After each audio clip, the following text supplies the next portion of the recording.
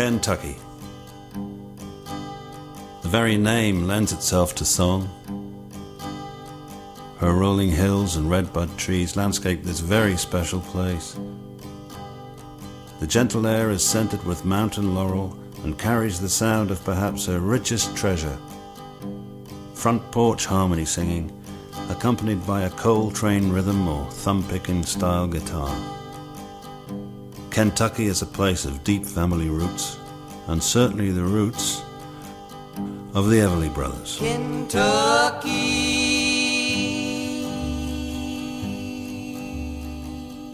Ike and Margaret Everly left their Kentucky behind, along with the back-breaking work of coal mining, to follow Ike's dream of playing music.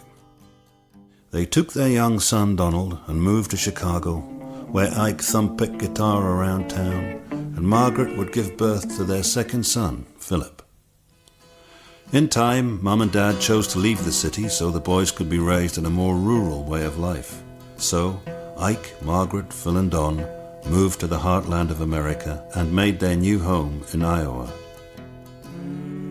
There, the boys grew up learning to sing songs their daddy taught them. He also taught them how to sing that sweet Kentucky harmony, practicing with them as a master would his apprentice. Thank you folks for listening, and tune in tomorrow at 7:15 and 10:15.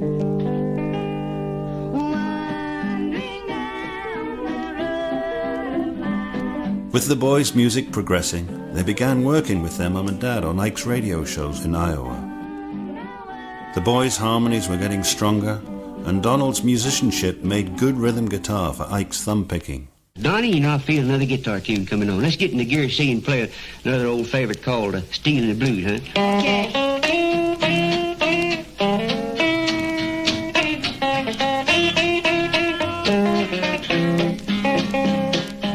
But as musicians do, the Everlys moved on and took their show to a country radio station in Knoxville, Tennessee.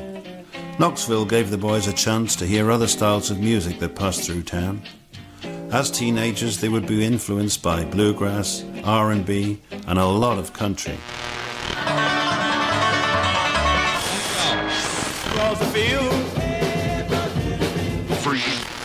I'm so lonesome I could cry. But radio was changing with the times. Thank you, Mom, and you know, we would like to know that your good neighbors joined in with us. We sure would, and I'd like to remind Playing records was cheaper than paying for live musicians, so the family lost their show. And their already modest $90 a week salary, it was time for Margaret and Ike to get a day job.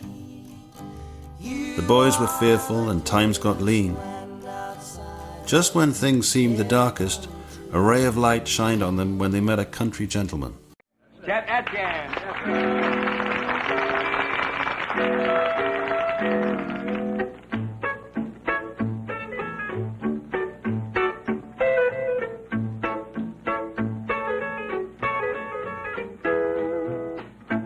Chet had heard about thumb-picker Ike Everly from Merle Travis, who said Ike and a fella named Mose Rager were the best of Kentucky thumbers.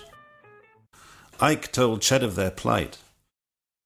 An invitation from Chet took the Everlys to Nashville. Chet introduced the boys to Steve Scholes at RCA, but they were turned down. Next turned down by Cadence Records.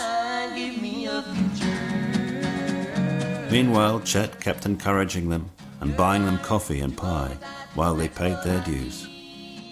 Eventually they met publisher Wesley Rose, who persuaded Cadence Records' Archie Blyer to reconsider, and he signed them to his label. Wesley and songwriter Boodle O'Brien had pitched a tune around town and been turned down many times. But when Don and Phil sang it, the song had hope. When Donald came up with and played the classic open G guitar riff on the front,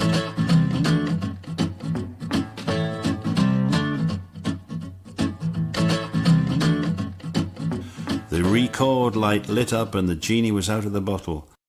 The Everly Brothers were born. Bye-bye love, bye-bye happiness, hello loneliness, I think I'm gonna cry. There goes my baby.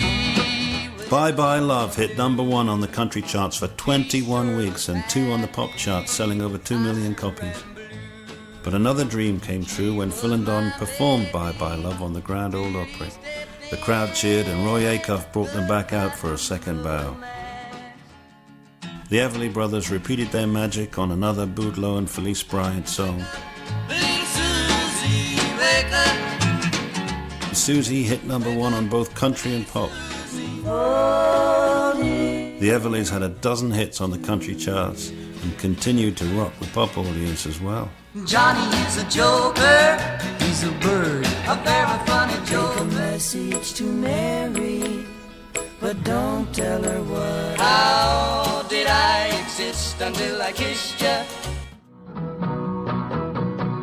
They toured constantly and returned to Studio B in Nashville, recording country songs and producing hits. Let's make a take. That's what we're doing. I'll be back after a while.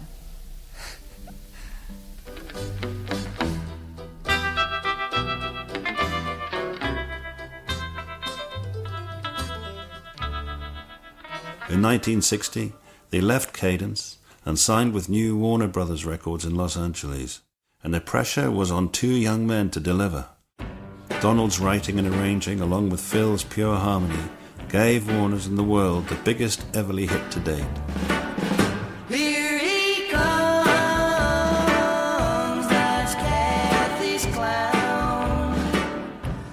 The song's importance was such that Warner Brothers gave it the catalog number WB1. So sad. The Everly Brothers continued with many hits and many more recordings of great country and rock songs. Right back to me this minute.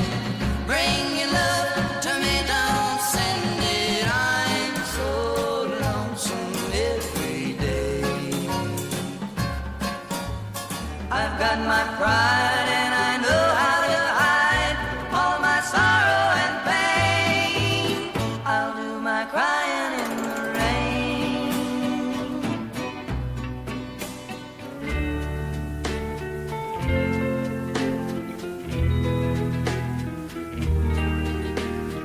Don't blame me for falling in love with you.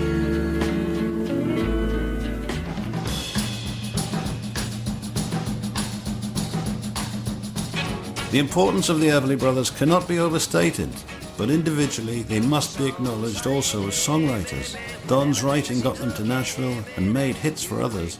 Phil Everly's composition of When Will I Be Loved was re-recorded by Linda Ronstadt and became her biggest hit in country and pop. They've influenced artists all over the world, I can assure you. Oh, and if you're wondering what is Don and Phil's favourite song, it was one they heard off the album Chet Atkins in Hollywood. And Chet told them the instrumental had words. And well, let's see if you remember this one. I bless the day I found you.